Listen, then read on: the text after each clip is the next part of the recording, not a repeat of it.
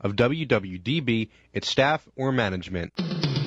Welcome to Common Sense with your host, John Federico. John will be taking your calls at 610-664-4100 to discuss headline issues that affect you, your family, and your community. Call John at 610-664-4100 to sound off on topics and events that are important to you. Now, here's the host of Common Sense, John Federico. Good morning. This is John Federico, and you're listening to Common Sense. The number at the studio here, remember I said good morning. If you're calling in during the morning hour, we're live from 10 to 11, Tuesday, Wednesday, and Thursday. If you're listening to a rebroadcast, of course, we can't answer your calls. But if you can call in this morning, the number is 610-664-4100. Now, as you know, this program has been refocusing on ways we can solve the governmental problems that we have. Interestingly enough, yesterday was a big election day in Philadelphia, and so we'll be discussing the results and what happened and why. But today, which is unique on the program thus far, we have a guest. Our guest this morning is Mr. Robert Akoff of RE/MAX Realtors, and we're going to start the program by talking about the real estate market and some of the things that we're seeing going on out there as the market changes. Good morning, Bob. Good morning. Good morning. So, Bob, I guess I'm not very good at interviewing people, so we're just starting out here. What do you see out there in the real estate market today? Any activity? Well, as you know, we just got done the tax credit cycle as of April 30th, and there was a lot of activity around that and a lot of excitement. And it seems like we're now settling back into what I view as a more normal market. And that credit has expired at this point? If you purchased a home before April 30th, there were some specific ways that you needed to do that. You could get a tax credit if you were a first-time home buyer, and also a tax credit if you were a move-up buyer. So you needed to purchase a home before April 30th and close on it by June 30th of this year. Okay, so some of those closings are still in the works, I guess, at this point. Oh, yeah, absolutely. And they might be entry-level people, a lot of them? The majority of them were entry-level, but there were certainly move-up buyers in that mix as well. And the hope was that by buying at entry and move-up, that would drive the upper part of the market also through people maybe selling what they had at the lower end? There was more impact on the lower end, but it certainly motivated some people to sell their home more quickly, so they could take advantage of that, yes. Okay. And your area of expertise is mostly Bucks County? No, mostly it's Montgomery County, and we do a lot of work in Philadelphia also. Okay. And how do you see the market changed from 2009 to this point in 2010? Well, it's actually improving. I think it's a bit of a bumpy ride, but we're seeing that well-priced homes are still selling in a reasonable period of time, and that we're getting back into what I view as a more normal market. Still a lot of bargains out there if you're a buyer? Not as many as you would think. Okay. This area has been relatively unaffected by the foreclosure market, and it's on balance, it's a pretty stable, healthy market. And where do you see the most activity? What price point? Probably under $400,000. $400,000, okay. And as far as government programs going forward, are it's expired and they're not going to be renewing this tax credit? Do you hear anything in the works of them potentially considering? That's the first time potentially considering going forward with additional stimulants? I've heard no news of that one way or the other. We are seeing a tremendous amount of activity with the FHA financing agency today. That seems to be a very active part of the market. Okay, well, that's great. So, well, anyway, if anyone would like to call in with real estate questions, this would be an appropriate time. The number here at the station is 610-664-4100. We have with us Bob Akoff. He's an expert in the real estate market. He's a broker at RE/MAX out in Blue Bell, and he would take any of your questions if you'd like to call in with them. If not, we're going to move on and talk about maybe we'll talk about yesterday's results. What do you think? It looks like Arlen Specter finally went down. So, yeah, it's an interesting. I think it's an interesting convergence of events, and I think the jury's still out as to what's going to happen in November. Do you think he was taken out because it was an anti-incumbent mood? I believe probably that's more likely. Not just the switching parties thing. No, we don't know yet. Because I actually heard people talking about in the Democratic Party that were anti-incumbent. Voting for Specter, so he would be an easier target as an incumbent in the fall, as a Democrat running as an incumbent. I heard that as well, and I thought it was an interesting theory Yeah. that Specter would be the weaker of the two candidates in the fall. So I think it's going to be an interesting matchup between Sestak and Toomey. What, do you know much about Toomey? No, I don't. I've actually me been neither. pretty focused on the real estate market this Yeah. spring. No, fair enough. Fair enough. I mean, it's I haven't paid much of attention to it either. It hasn't been much of a race so far, I guess, if you're a Republican or if you're a conservative. Just watching what the Democrats do. So, okay. Well, if anybody wants to call in with real estate questions, the number here is 610-664-4100. We're with Bob Akoff today on Common Sense with John Federico. And if not, we're going to move on to talking about some more political events when we come back from our first break. I know it's only been a short time. We're going to go to break and retool. Talk to you in a moment. Welcome back to Common Sense with John Federico. We're discussing real estate with Bob Akoff. And on the break, we talked about a number of things. One of them, I've espoused on the program that I thought the bailout was a tremendously poor idea. I don't think it provided the liquidity that we needed. And a number of times I've made references to the way the government has solved the problems like this in the past. And, I'm not very pro-government, but they created a mechanism back in I think it was the very early 1990s. It was called the RTC, the Real Estate Trust Corporation. And the RTC was developed to basically take possession of failed savings and loan institutions and their assets, which were real estate. And though I wasn't a big proponent of the RTC at the time, it seemed to do an adequate job liquidating the assets. The government did not create an RTC-like type vehicle in the last cycle. I don't understand exactly why they didn't do something like that, and I'm going to ask Bob what he thinks would have occurred if they had created such a vehicle and what he thinks of the RTC, since I think he's been in real estate at least that long.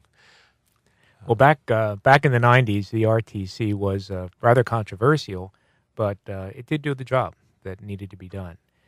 What we're seeing more today is that there is has been a lot of confusion in the marketplace with consumers who are either late on their payments, have been laid off, lost their jobs, and have attempted to contact the banks and try to work something out.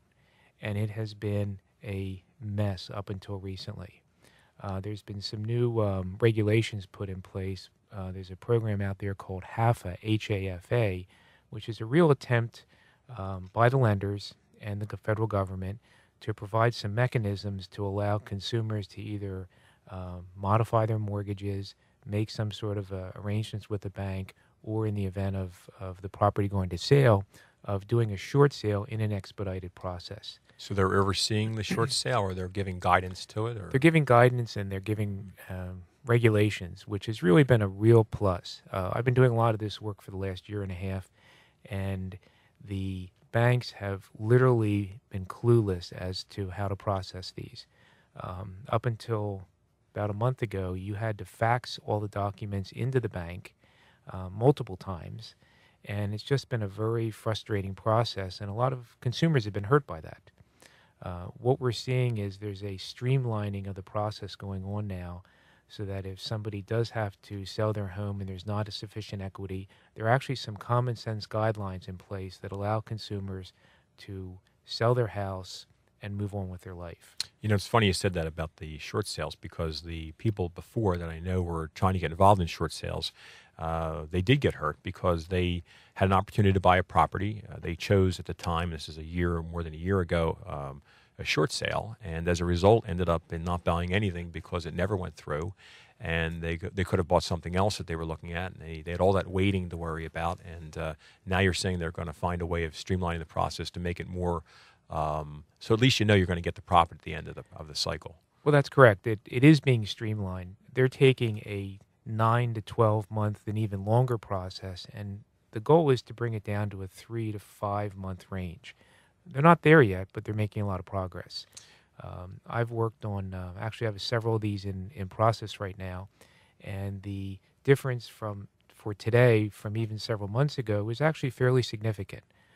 It is a very long, time-consuming, and very document-intense process, but if you've been trained in that area, we are making some headway. Well, what is the process? I mean, the seller, I imagine before the buyer, the seller has to realize that he's in an upside-down situation. Correct. He has to approach his own lender. And now if he's on time with his payments, is the lender going to talk to him? Actually, they still do, yes. Okay. The issue is more around does the consumer have sufficient assets if they sell the property to come to the table with money. If they are able to prove that they cannot do that, they still may qualify for the short sale process. It sounds like a practical solution. My only problem with it, of course, it seems to reward people for not having the money, where if you have the money, no one's really going to help you, I guess, right? That is correct. one of the practical issues, but I think that the good far outweighs the downside. Okay, so to make it as a practical measure.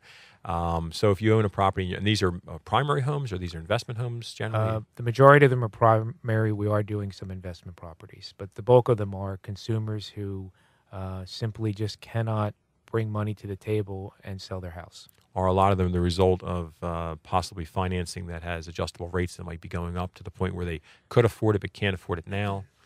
And we're seeing a series of these.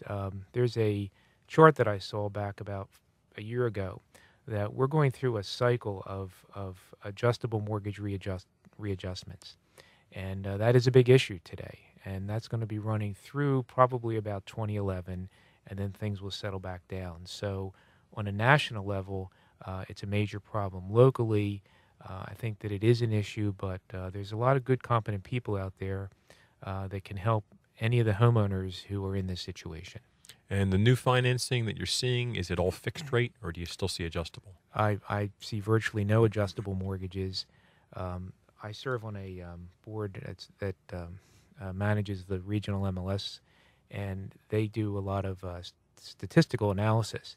And they found that about 53% of the mortgages today are FHA financing, which is a very affordable, low down payment program that is a fixed rate mortgage.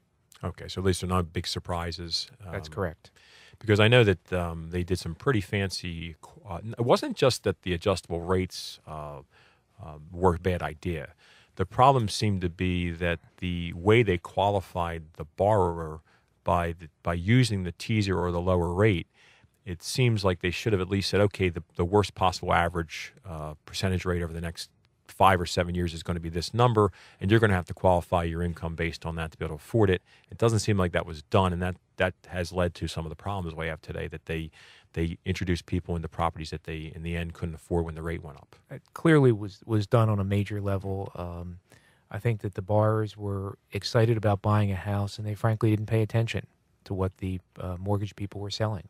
Because they thought the property's going to go up in value anyway. If I need to get out, I can sell. Yep. Yeah, it seems to be a common problem, not just among unsophisticated buyers, but in some cases even more sophisticated buyers seem to have, in many cases, gotten involved in this speculation. Correct. So, and we were talking also earlier on one of the other programs about the effect that easy financing has on valuation. Because we talked about, why is it that housing, people can sell a house for $300,000? It's because a bank's willing to lend 75 or 80% of the value. And it does affect the amount that the property can sell for, because when the bank's absent from the process, and I think that was part of the problem in the crisis, is immediately it seemed like there was almost no financing for a moment, and that makes it very difficult to sell a house. I know that there are some deals that have fallen apart over not being able to get the financing. I know the banks are coming back to the table these days, and that'll help the recovery. But That's correct. That was a big issue, and we even talked about how financing affects education and everything else that we're involved in. That if you even car sales. I mean, if people had to write a check today to buy a $30,000 car, you're going to limit the number of buyers. But if you say, well, put $1,000 down and pay $375 a month, you can ask more for the car because you've inflated the value. So that a lot of that's important, and the Federal Reserve had a strong influence on that, and possibly let things be a little too loose for a little too long, or a lot too loose. There's no question about that. And now they've pulled themselves back in. So I'm glad to hear that program is working. And you to mention another program on the break, HAFA it was called? HAFA. And how does that work? Well, that's the program I was talking about, John, that for the last year or so, there's been really no good guidelines. The federal government came out with some programs that they thought were going to help people modify their loans, and unfortunately, it was just an absolute failure. Because it was a patchwork, or just because it wasn't? I think it was a combination of things, but it was a patchwork, and they found that 50% of the loan modifications went back into default within 6 to 9 months. What we're seeing today is some real common sense guidelines, and there was a lot of input from the real estate industry and business professionals. And the gentleman who owns Remax International, Dave Leniger, was one of the driving forces behind it, that they wanted to come up with some real common sense solutions to enable homeowners who are in this situation to either modify their loan or get their house sold and know what the rules are. And so it's really been in place for about a month or so, and we're starting to see some positive impact. It's going to take a little bit longer yet, but I think that the industry and the federal government are finally working together to allow this to happen in an organized fashion. Well, it seems like, of course, we want everything to be a free market because that functions very well. The bank is an interesting instrument because of its relationship with being able to create money more or less out of thin air with regulations. But the bank has to have an incentive in wanting to do the short sale. If a man's making his payments regularly, but he's upside down in equity, what is the bank's incentive? Are they getting something from the federal government for doing this? Is there somebody keeping track? Well, there are some minor benefits. I know that the administration has set up some benefits to the bank where they get some money, but I think more practically it's an organized process to allow this thing to move forward. So if the consumer is upside down on the property and they do not have sufficient assets to go to closing, there's now a mechanism in place to make it work. So I think that the banks, when you look at a short sale versus a foreclosure, there's a major benefit for the bank to minimize their losses. Certainly if there's going to be foreclosure, but I mean, if the man's making his payments on time, is he entitled to the short sale, or does the bank have to agree to the short sale regardless? Well, the bank has to agree to the short sale if the consumer meets certain requirements. There is a lot of consumer involvement. They have to provide financial statements. They have to show the assets that they have, the income they have. They have to document that this is truly a situation where they need help. Okay. Because the interesting thing, if it's a primary house, is they're abandoning the one house to a short sale. Correct. And they have to go live somewhere else. So they're going to be, it's not going to hurt their credit? Well, it does hurt their credit. There is a sheet that we have put together that shows the difference between a short sale and a foreclosure. A foreclosure is something that stays with you virtually forever. A short sale is a short-term problem that does absolutely affect your credit, but when you look at the benefits long-term, just the emotional stress and the physical strain on families, a short sale is a real common-sense solution today. And I think it allows people to move on with their lives and rebuild their credit and not have the stress. So it wouldn't show up as a judgment. It wouldn't show up as a foreclosure. It would show up as something else on your credit report. It does affect your credit, and there are some new guidelines that spell that out. That's fair because it seems in this case to be fair because it wouldn't be as fair if it didn't have any effect on your credit because then, as I say, the person that's unable to do a short sale because they have the assets is being penalized, and the guy that doesn't have assets is being rewarded, particularly if you can just walk away from an investment that he made arm's length to buy a property, and he made the decision to buy it, and the bank made the decision to lend. Now they're walking away and no one's getting penalized. The bank's getting helped, he's getting helped, and the guy who's struggling but has the assets is getting kicked in the teeth. So I'm glad that there's some effect on the I mean, you want to help people, no doubt. This is not a completely fair process, but I think that it makes sense, and to allow the economy and the market to get back to a more healthy process, I think that this is necessary. Okay. I mean, I think the same thing if you go back to the RTC. The RTC was not a completely fair process in the sense that it was not a particularly good reservoir for the properties. They weren't great at getting top dollar, getting rid of them. A lot of people made good money buying from the RTC when they could because the RTC didn't have a clue in some cases what the properties were worth. So they did solve the problem. It was practical. It got us from point A to point B. There were some winners, there's some losers, and some of that was adjudicated differently than just free market. So it seems like a pretty good solution. We can talk more about this program when we come back from break.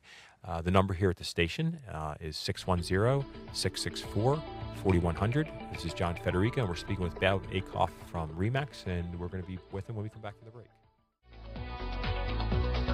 Good morning, this is John Federico, and you're listening to Common Sense.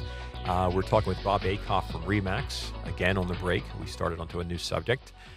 We were talking about the demographics, and Bob contends that there is a very large number of individuals entering the labor force right now.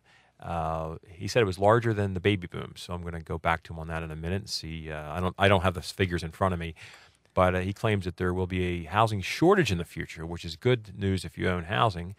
And he also said that, and we were talking about this too, and I've read this somewhere, that Toll Brothers is out buying a lot of real estate right now, a lot of land. And Toll Brothers is a pretty smart outfit, so they must have some information backing up their acquisitions. So, Bob, you were saying about the population is going to be... Well, I first heard this about 9 months ago. I was in a meeting with Dave Leniger, who's the chairman of RE/MAX International. And he said, I'm going to say something that doesn't make sense to everybody right now. And the factors that he came to this conclusion with was that there's a group of individuals that's twice the size of the baby boomers. I have a son that's 19, and there's a tremendous number of people coming into the labor market today. In addition to that, the new housing market has been the lowest in the last 3 years since the Depression. So if you look at this group of people coming into the market, you look at... Do you mean the recent Depression, or are you talking about the 1930s? The 1930s. Okay. For 3 years running, new housing starts have been at the lowest point since the 1930s. And that we are all living longer, we're living healthier lives. So you've got all those factors starting to converge, and I've heard this from several people recently, that there could be a shortage of housing in the next few years because you have this young group of people coming into the marketplace, new housing at an all-time low, and people of our generation who are living longer and staying in housing at a much higher pace. And that's not even accounting for the immigration factor. So I've heard this from some pretty smart people in the last year, and it just seems to be making a lot of sense. Well, if Toll's pursuing it, it must be making some sense. I said they've been a pretty savvy company over the last generation, and they have a reputation for being in the right place at the right time. So if they're acquiring, where are they acquiring their land? Do you know? Well, there was a Wall Street Journal article that I saw about a week ago that said that they're buying a tremendous amount of ground in the Southwest in Florida right now. Oh, wow. Okay, that's really interesting if they're buying in Florida. We have a caller, it sounds like. We have Jim in Philadelphia, and he's calling in. We're going to put the earphones on. Good morning, and hello, Jim. Hello, John. How are you doing? I'm doing well. Good.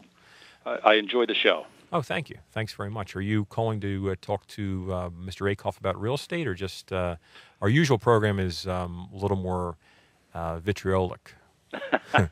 So no, actually, I found the context of your show today pretty interesting because I'm a homeowner and looking at it from the standpoint of owning a house and possibly investing in real estate going forward. I just wanted to ask Bob a question. Sure. Specifically about the shorter term rather than the longer term. Okay, go ahead. Bob, I'm encouraged by the perspective you're giving us on the longer term as you speak about the labor force increasing and possibly more home buyers being out there in the future. I guess my greater concern is the near term, the short term and the near term. And the concern is that because of the government intervention in the markets, and first of all with this, the first time home buyer incentive that I believe they've just extended. Is that correct? No, they have not. Oh, they have not. That's correct. Okay. When will it end? It's ending. Well, my understanding of the regulations is that you needed to purchase a home before April 30th of this year and go to closing by June 30th of this year. Okay. So right now the indication is that they're not going to extend that. I've heard nothing whatsoever about that. And based on what we see in the marketplace today, I don't see any great need for it. I'm a big believer that we should let the market forces play things out. Mm-hmm. And I think long-term that's the best thing for us to do. I couldn't agree more. And I guess that was part of my concern is that one of my assumptions was that they were going to extend that credit, and from what you're telling me, that is not on the table right now. Perhaps they didn't get the right donations. That's right. That's right. The second, and I believe that my concern is that the market hasn't had a chance to reach its natural bottom with these government interventions, and I'm very concerned about what's going on with Fannie Mae and Freddie Mac. Jim, I'm with you. Before talking to Bob today, my impression was I was worried for the next series of foreclosures to occur. I think that they are delaying the inevitable by getting involved, and I worry that we're not in a real market yet. Bob has indicated otherwise. He thinks that the program now is moving towards something that's sensible and that we are reaching a bottom. And that wasn't what I had originally thought as either. So. Well, it's encouraging to hear someone on the inside with that perspective because I'm reading it as I said, as a homeowner right now and as an investor, an interested investor who's possibly looking at other avenues to put my assets and real estate. I would like to think that we could find the bottom. Well, I have to warn you that Bob does work for the Obama administration. So full disclosure. Hardly. Full disclosure. And I do appreciate his perspective. Working with the Obama administration or not, I appreciate his. He's trying to get along with the Obama administration. Let me just make a comment or two. I think I only know the Philadelphia market, so I can't really address anything anywhere else around the country. But the Philadelphia market has always been a fairly conservative, stable market. Been a lot of common sense decisions made around here, and the challenges that other parts of the country have not seen. I have the good fortune of having access to a lot of data around this information, and it seems to be that we've hit the bottom around this in the Philadelphia area.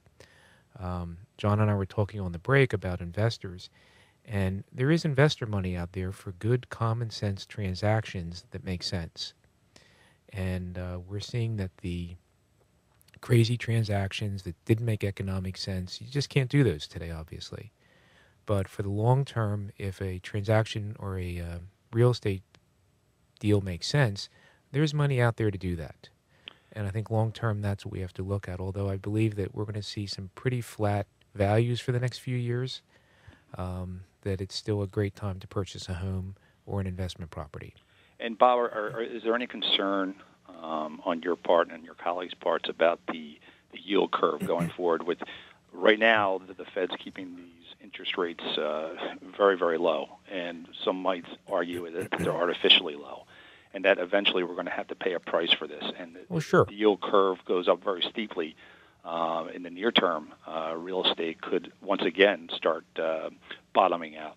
Like if the Federal Reserve loses control of the interest rates because no one buys the federal Treasury bills anymore, and then they have to keep buying more and more themselves, and eventually investors stop investing in T-bills and the interest rate skyrockets. You mean something like that? That's exactly right, John. That's a bigger issue than I'm comfortable addressing. I don't see any real major adjustments in the rates in the short term. I think that we've got very attractive rates. Rents are fairly stable. It is a little bit soft still in the rental market, but I believe if you make a good business decision, long-term residential real estate is a great investment. Well, you're right about one thing, though. I think Philadelphia, generally the area around Philadelphia is pretty stable. The people are pretty conservative, if not politically, at least economically. I used to be a developer, and I don't know of anybody I ever sold a house to that couldn't make the payments, didn't have long-running jobs where they've, so I think the default rate around here is much lower as well. I do know that real estate's sitting in the city somewhere and not selling. I live in the city now, and the waterfront property's not moving, so hopefully there's help on the way there as well. And they're getting rid of the Board of Revision of Taxes, which is I think a good thing for the city. Yeah, but they're raising the property tax. I think it's already been passed. They're going to raise property tax in Philadelphia 10% or 9-point-some% across the board. They couldn't raise the money on the Coca-Cola. They had a better lobby on the sodas, but apparently real estate doesn't, so the taxpayer is going to get kicked in the teeth again. They're going to raise, and that's an interesting thing we talked about the other day about real estate. It's the only asset you have to pay just to hold on to. So in the city where your taxes are high, or in the suburbs where your taxes are high, you're basically continue paying just to be able to hold on to the real estate. And when they raise your property taxes, it makes it harder and harder, and it doesn't help your valuations. So, but Jim, your thoughts are your call was very well thought out. We appreciate the input. And do you have any other questions for Bob? No. I thank you both, gentlemen. It's been very, very interesting, this dialogue, and be interesting, John, if you can bring Bob on again in the future. I'd like to tap into his perspective. I appreciate the call, Jim. Okay, thank you, guys. Thanks. Okay, we're going to go to another short break, our final break of the program, and you're listening to Common Sense with John Federico. Our guest today is Robert Akoff.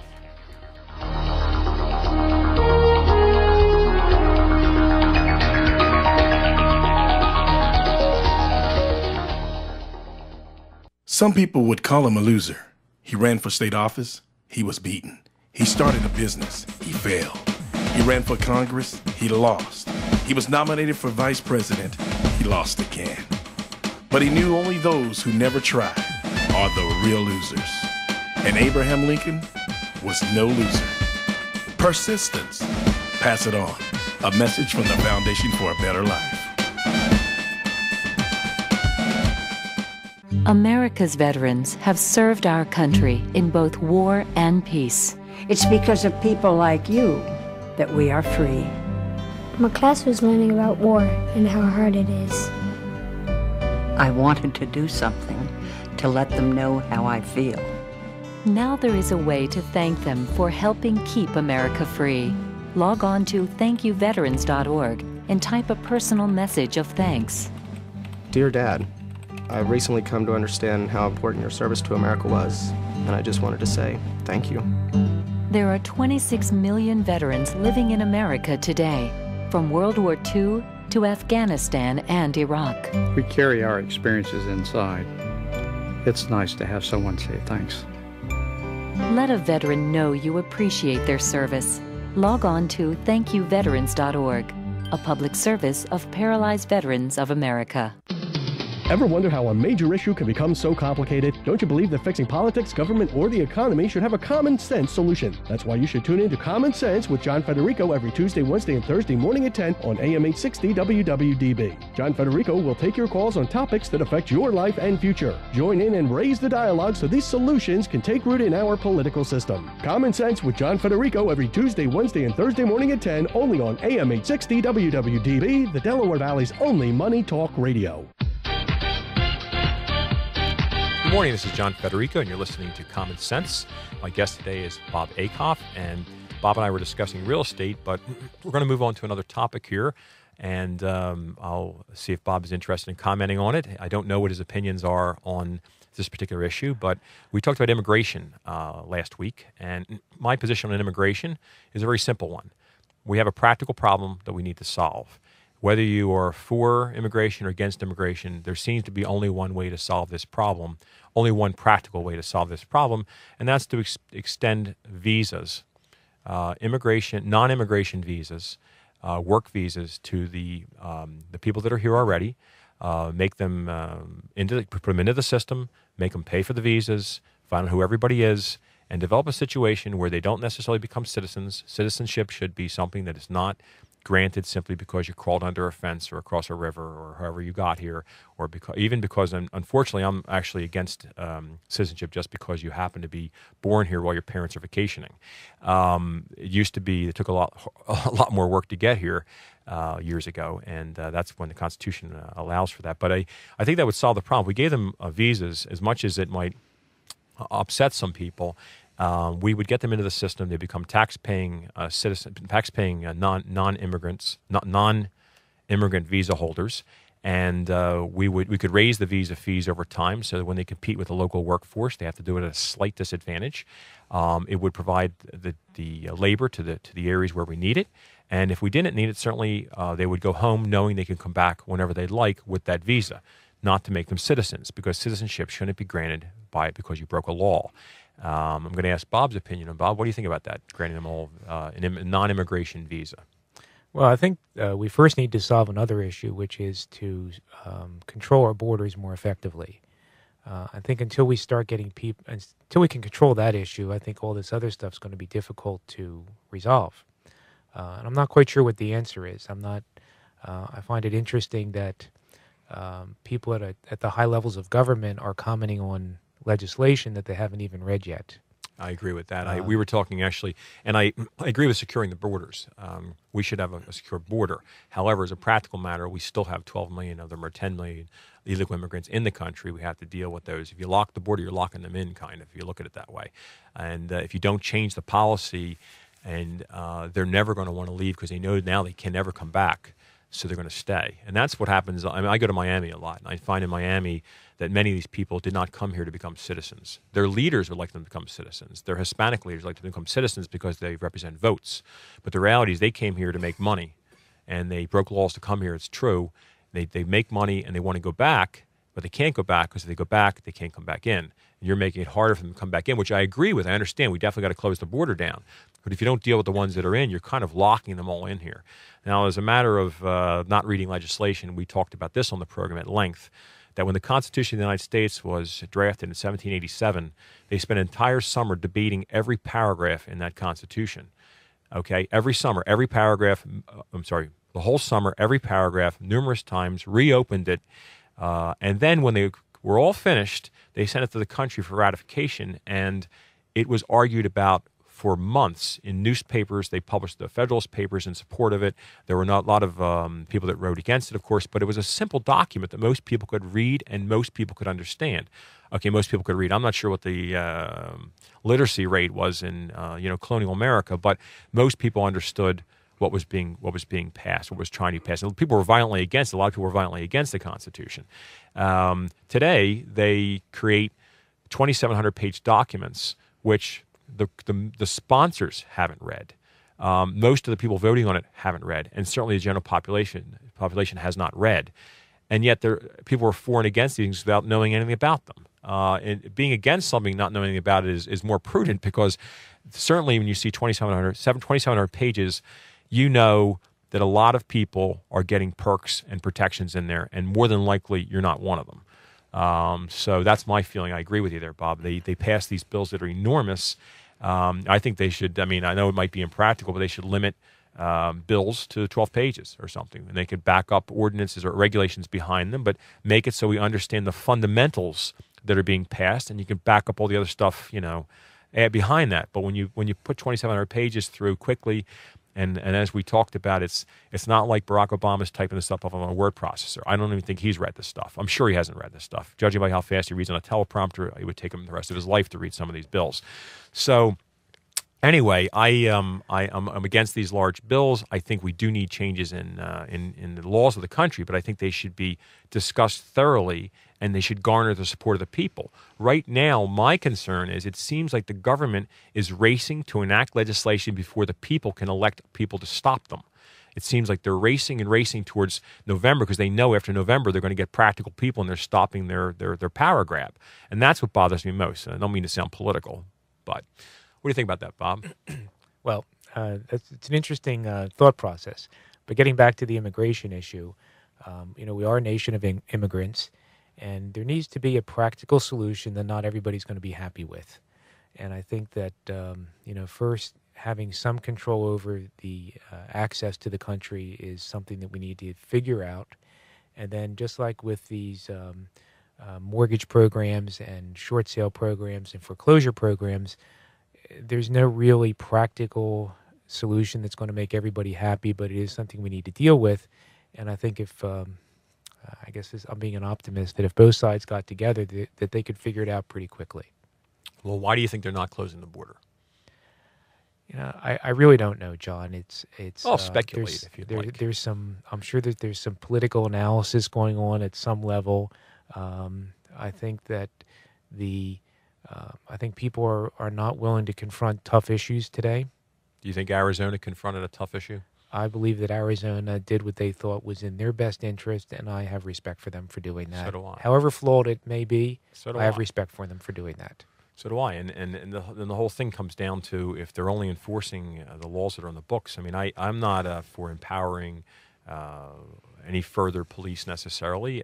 I don't like being harassed by police when I'm driving down the road, but they can do it right now. They can do it if they want. They want to stop your vehicle. They can pick any number of various reasons why they want to stop your vehicle. No one complains. But all of a sudden, if the people suspect that they might be illegal immigrants and they pull them over, I guess they're worried about the police being overzealous in the execution of these laws. That's the only real concern. That's always a possibility. But my experience with most police are that they're doing the best job that they can. And if you or I get pulled over, we have to show them our license. Right. And that's something that we certainly have come to expect. And if you couldn't show them the license and you couldn't communicate with them in English, they might may have a suspect. problem. Yes. So I agree with you. I agree with what I know about the Arizona law so far. I agree with it. I'm sure, like all laws, it's not a perfect law, and there's going to be a negative to any law you pass. I mean, every law you pass is going to have positives and negatives. You have to do a practical analysis of whether the positives outweigh the negatives. Apparently, in Arizona, being where they are situated along the border, they have problems with the Mexicans. They have problems with a lot of crime taking place. They have kidnappings. They have shootings right across the border. And I think they said there are 400 to 500,000 illegal immigrants they estimate living in Arizona. That's a big problem. I mean, being here in Pennsylvania, we don't feel it the same way. So it's hard to really pass judgment on what they've done. But they're a state. They have the right to do what they've done, certainly. And I'm really shocked that the president has come out so strongly against it.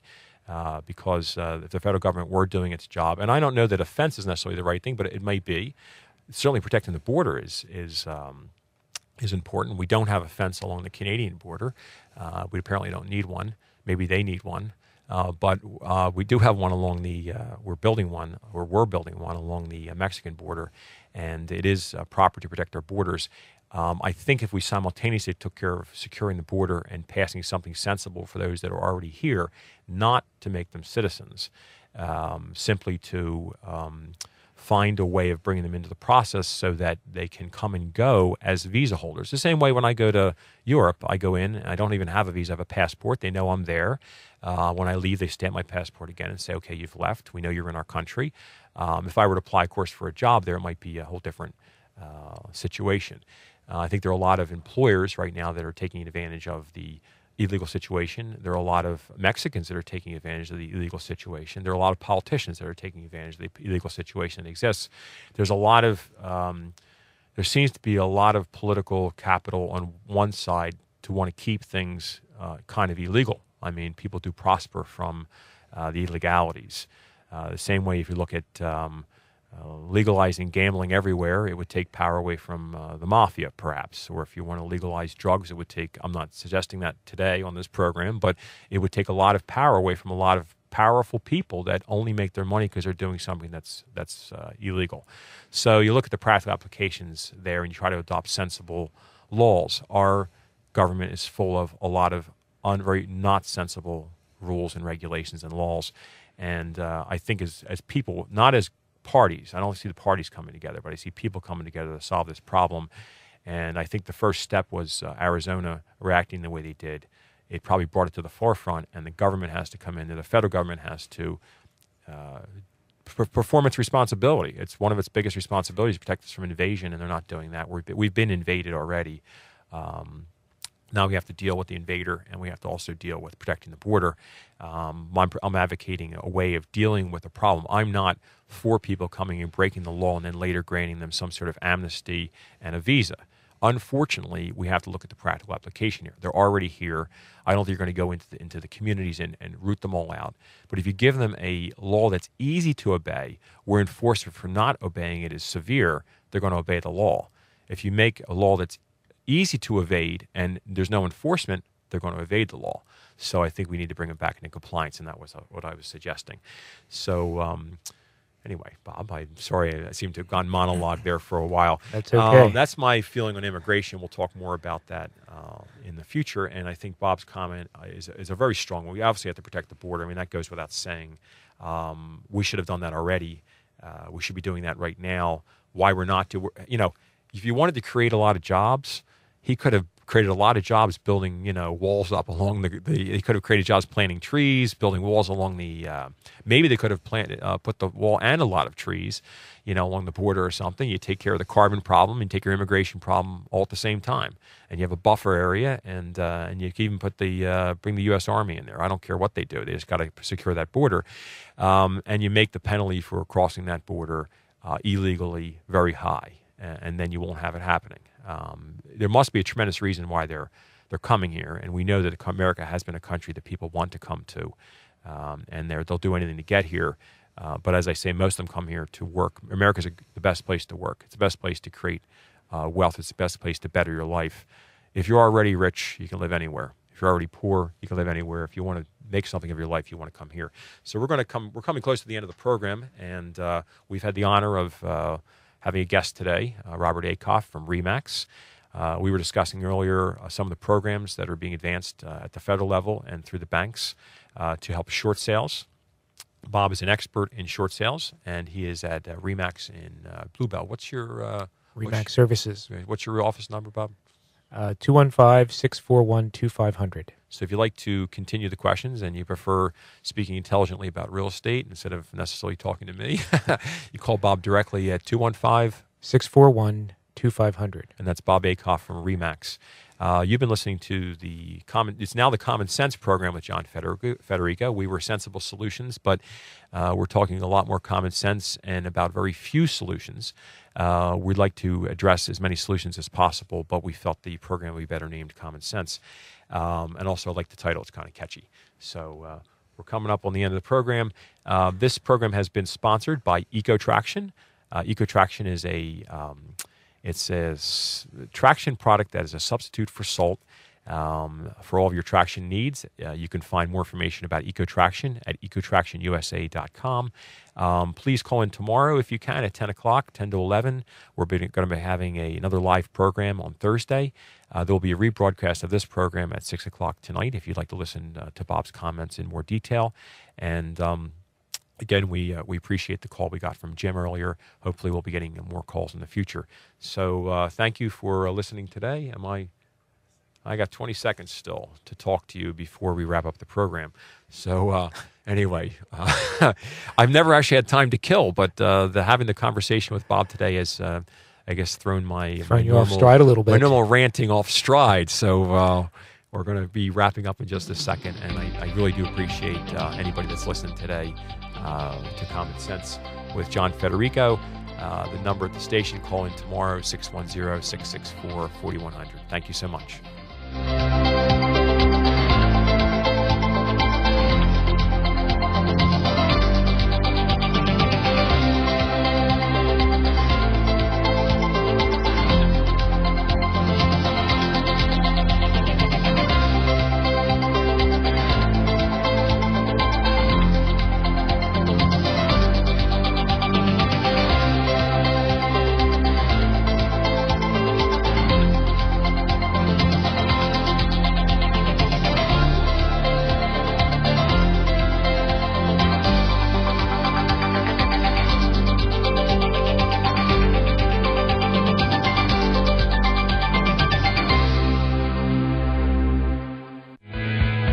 Does the recession have you down? Are you struggling to make ends meet? Are you tired of watching your retirement plan disappear while the cost of living goes to the roof? Well, great news. You can make 2010 your best money year ever just making a simple change to what you're doing right now.